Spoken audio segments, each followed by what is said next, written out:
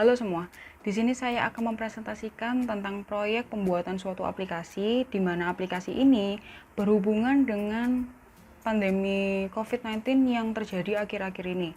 Jadi di sini saya membuat aplikasi yang bernama EREK PSBB.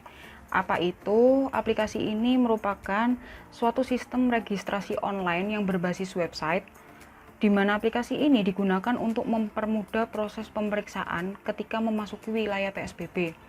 Sebelum lebih jauh membahas tentang aplikasinya, saya bahas dulu apa itu PSBB.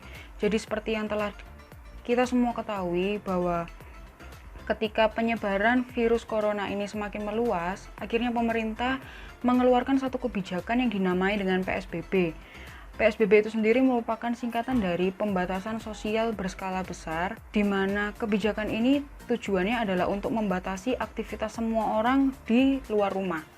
Jadi ketika ada satu orang yang mengunjungi wilayah atau kawasan PSBB, orang tersebut akan melewati beberapa tahap pemeriksaan, misalnya dicek suhu badannya, diminta untuk cuci tangan, menunjukkan apa kepentingannya di wilayah itu, dan lain sebagainya. Nah, ketika hari pertama penerapan PSBB di Jawa Timur, tepatnya di Surabaya, ada satu hal yang menarik perhatian, yaitu terjadi kemacetan panjang di posko pemeriksaan perbatasan Sidoarjo dan Surabaya. Hal ini dapat menjadi salah satu tingkat penularan COVID-19, mengingat banyaknya orang yang berkumpul di tempat itu. Nah, aplikasi ini mengharuskan orang yang mengunjungi kawasan PSBB untuk melakukan proses registrasi dahulu sebelum melakukan perjalanan tersebut. Jadi gimana cara penggunaannya? Orang tersebut dapat mengunjungi website yang telah disediakan, karena aplikasi ini berbasis website, bukan berbasis desktop atau Android iOS. Jadi pengguna tidak diminta untuk melakukan instalasi terlebih dahulu untuk proses aksesnya. Setelah mengunjungi website yang ada, pengguna akan diminta untuk mengisi form yang telah disediakan. Form ini meliputi data pribadi yang ada seperti nomor KTP-nya berapa, nama lengkapnya siapa, alamatnya di mana, kepentingan mengunjungi kawasan tersebut apa, dan lain sebagainya. Setelah mengisi form yang telah disediakan, orang tersebut akan diminta untuk upload dokumen yang berkaitan dengan form yang diisi sebelumnya. Jadi misalnya pada form sebelumnya, orang tersebut menyatakan bahwa kepentingannya adalah untuk bekerja, maka diminta untuk mengupload dokumen surat keterangan bekerja dari perusahaan yang bersangkutan, seperti itu. Atau misalnya ada tujuan lain, maka orang tersebut harus mengupload surat keterangan sehat. Nah, surat keterangan sehat ini tujuannya untuk apa? Mengingat pada posko pemeriksaan itu dilakukan pemeriksaan cek suhu badan, cuci tangan, dan lain sebagainya. Untuk menyatakan bahwa orang itu sehat atau tidak, maka digantikan proses yang lebih otomatis, yaitu surat keterangan sehat dari rumah sakit yang sudah memiliki kerjasama oleh pihak pemerintah setempat. Jadi bukan sembarang klinik atau puskesmas yang bisa mengeluarkan surat keterangan sehat COVID-19 ini, tapi hanya rumah sakit tertentu. Dan surat kesehatan ini harus diupdate secara berkala ke rumah sakit terdekat. Jadi satu surat sehat bukan berarti berlaku sampai COVID-19 selesai, tidak, tapi ada masa berlakunya. Setelah proses upload selesai, maka akan muncul notifikasi bahwa pendaftaran telah berhasil. Nah, notifikasi ini yang berguna ketika proses pemeriksaan di posko PSBB yang bersangkutan. Jadi ketika ada petugas yang menjaga di posko tersebut, maka notifikasi ini dapat ditunjukkan kepada petugas dan orang itu dapat melewati kawasan tersebut tanpa melalui tahapan-tahapan pemeriksaan manual seperti biasanya. Dalam pembuatan satu aplikasi terdapat scope of work atau ruang lingkup yang dikerjakan oleh tim internal dalam proses pembuatan aplikasi tersebut. Dalam pembuatan EREK PSBB ini ada 3 tahap yang dilakukan. Yang pertama adalah analisa, yang kedua perancangan, yang ketiga implementasi. Pada tahap analisa ini terdapat penelitian dan analisa terhadap prosedur dan data yang diperlukan dalam proses pemeriksaan.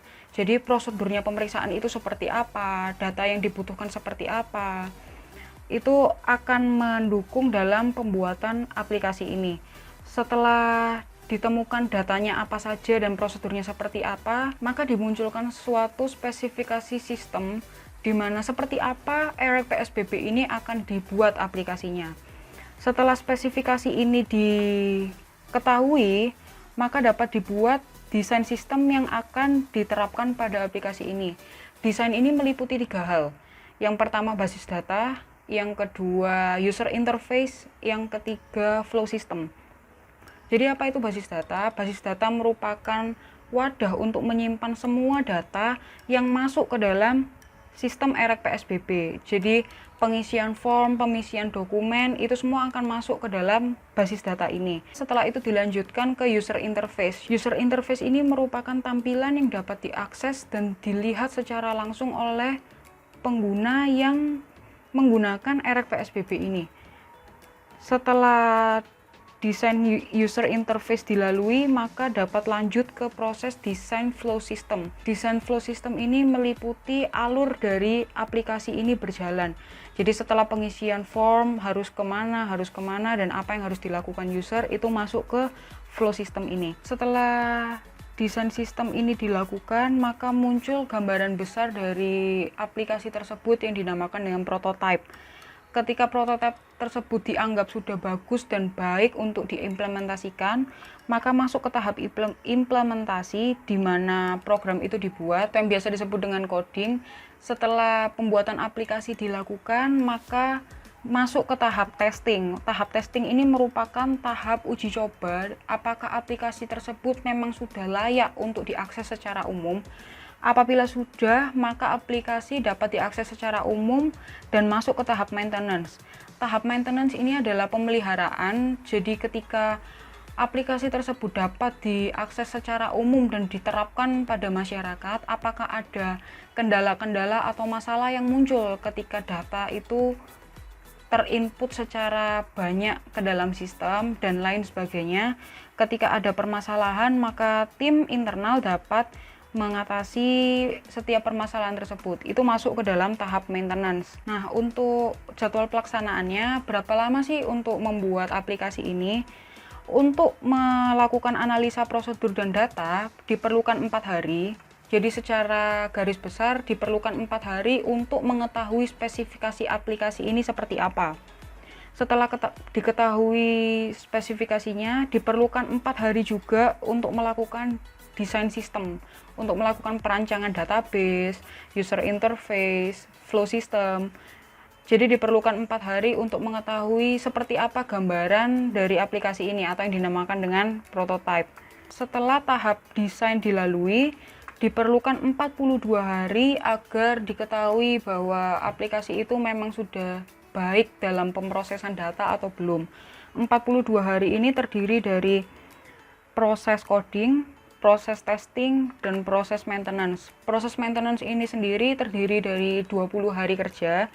Jadi secara garis besar ada 22 hari untuk coding dan testing. Seperti itu. Jadi kurang lebih diperlukan 50 hari untuk perancangan aplikasi EREC PSBB. Untuk sumber daya manusia diperlukan berapa orang dalam pembangunan aplikasi ini? Yang pertama diperlukan 1 orang yang berperan sebagai project manager. Project manager ini berperan untuk mengontrol secara keseluruhan pekerjaan yang terjadi di dalam pembuatan aplikasi EREC PSBB. Setelah itu ada sistem analis, yaitu 1 orang. Sistem analis ini bertugas untuk melakukan analisa data dan prosedur di tahap awal.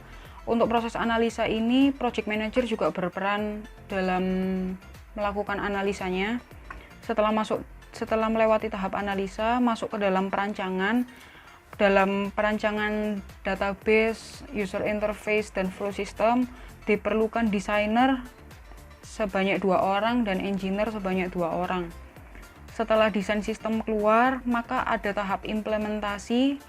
Implementasi ini tahap coding, testing, dan maintenance. Diperlukan 2 orang engineer. 2 orang ini sama dengan engineer di tahap perancangan. Jadi secara garis besar engineer ini berperan dalam tahap implementasi dan perancangan. Selain engineer, diperlukan IT support sebanyak 1 orang dalam tahap implementasi. IT support ini yang berhubungan dengan instalasi hardware, wiring, dan lain sebagainya.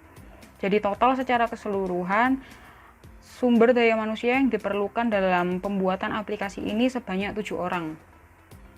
Untuk sumber daya alat yang diperlukan secara hardware, hanya diperlukan PC server yang berfungsi sebagai database server utama, dan aksesoris instalasi servernya, misalnya keyboard, mouse, kabel-kabel untuk merapikan wiring dan lain sebagainya. Itu secara hardware-nya. Secara software-nya diperlukan Oracle Database. Kenapa kok pakai Oracle? Karena penggunaan Oracle dianggap lebih stabil dalam mengelola data jumlah banyak. Selain Oracle Database, diperlukan domain dan web hosting untuk aplikasi ini dapat diakses secara online. Bagaimana untuk manajemen biayanya? Jadi yang pertama yang dibahas adalah untuk engineering fee.